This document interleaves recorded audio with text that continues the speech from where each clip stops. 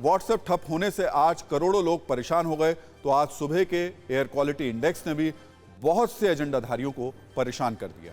प्रदूषण की हर साल दिवाली की अगली सुबह सबसे ज्यादा चर्चा में रहती है।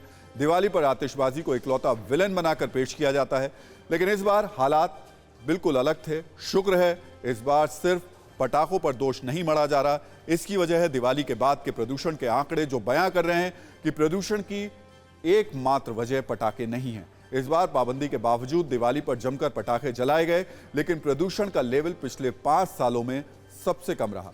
दिल्ली में इस साल दिवाली की अगली सुबह एयर क्वालिटी इंडेक्स यानी जो AQI था वो 326 दर्ज किया गया, जो पिछले 5 सालों में सबसे कम था।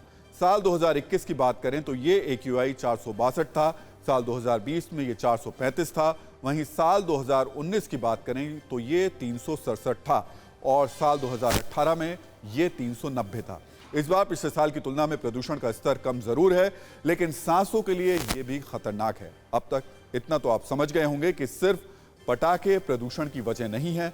ऐसे में सवाल है, आखिर प्रदूषण की वजह क्या है? इसका जिक्र भी कर लेते हैं।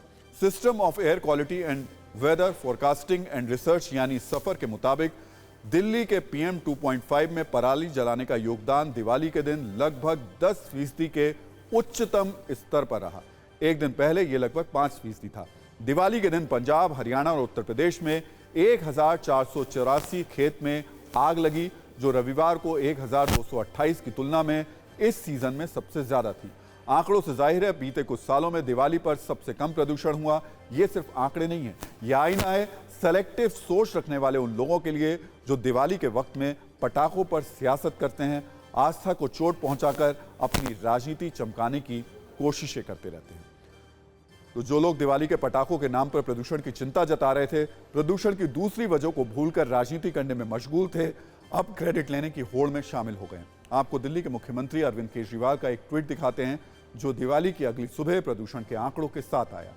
प्रदूषण के क्षेत्र में दिल्लीवासी काफी मेहनत कर रहे हैं, काफी उत्साहजनक नतीजे आए हैं, पर अभी लंबा रास्ता तय करना है। दिल्ली को दुनिया का सबसे बेहतरीन शहर बनाएंगे।